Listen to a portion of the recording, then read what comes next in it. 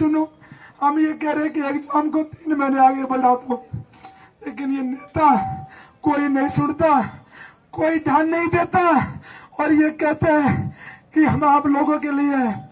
मुझे बताओ, ऐसी सरकार किस काम की, ऐसे ये नेता किस काम के जो एसी में बैठे रहते हैं, 3-3 घंटे तक दरवाजा नहीं खोलते और 3-3 घंटे तक इनके दरवाजे के बाहर बैठ के मैं आ जाता हूँ कि आप इन युवाओं की मांगों को सुनो।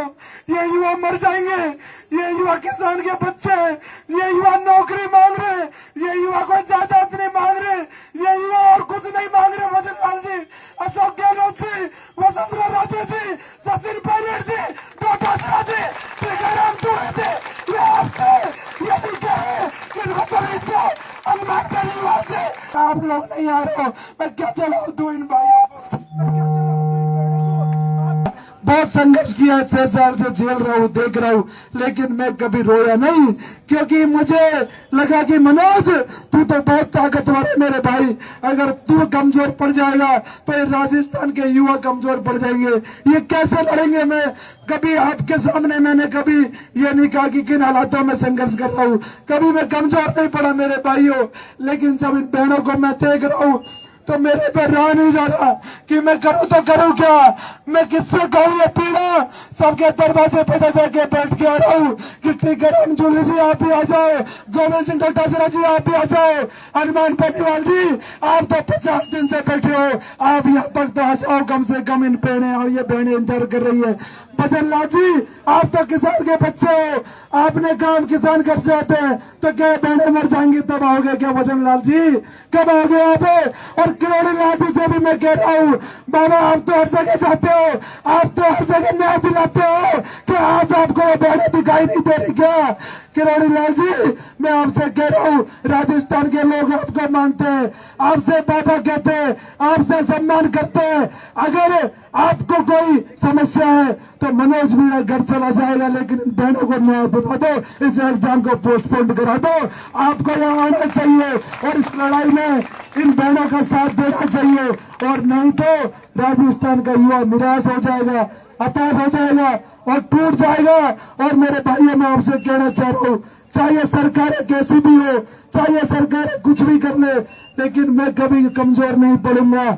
लेकिन मुझसे बहनों का दुख दर्द देखा नहीं जाता, मेरे बहन से तकलीफ देखी नहीं जाती, इसलिए मैं परेशान हो गया, इसलिए मेरा दुख बाहर आ गया।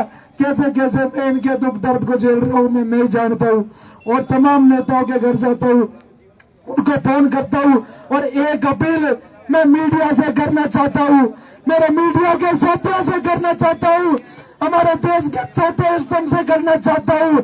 आप तो देश के सबसे बड़े स्तंभ हो, इस डेमोक्रेसी में जिसका कोई नहीं होता उसका मीडिया होता है, लेकिन मुझे लग रहा है कि इन बहनों के भाग्य का तो मीडिया भी पता नहीं कहाँ जाके सो गया, इन बहनों के भाग्य का तो पता नहीं मीडिया भी कहीं गायब हो गया।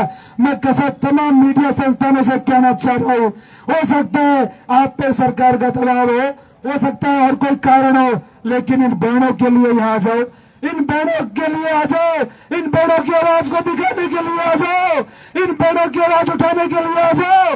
और नहीं तो आप इस बात को याद रखना कि ये देश है और पता नहीं कब किसको किसकी जरूरत पड़ जाए, कोई पता नहीं लगता। अगर आज आप जेडीए गार्डन में बैठे बच्चों की नहीं सुनोगे तो ये बहुत बड़ा अन्याय होगा और लोकतंत्र की हत्या होगी, क्योंकि सरकार तो वैसे ही हत्या करने पर लगी है। इसलिए मैं कह रहा हूँ मीडिया के साथियों को यहाँ आना चाहिए और इन बहनों की मदद करनी चाहिए।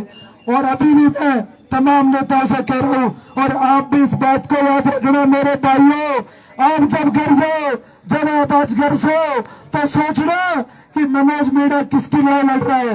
भाइयों आपकी लड़ाई लड़ रहा हूँ, मेरा कोई स्वार्थ नहीं है। किसी बच्चे से 6 साल के जीवन में, इस 6 साल के संघर्ष में एक पैसा किसी से नहीं मांगा, खुद के बलबूते पर लड़ाई लड़ रहा हूँ। कैसे पैसे लड़ रहा हूँ मेरा जमीर जानता है मेरे भाइयों, मेरा मन जानता है। और भाइयों सोच के चलना कि ये नेता एक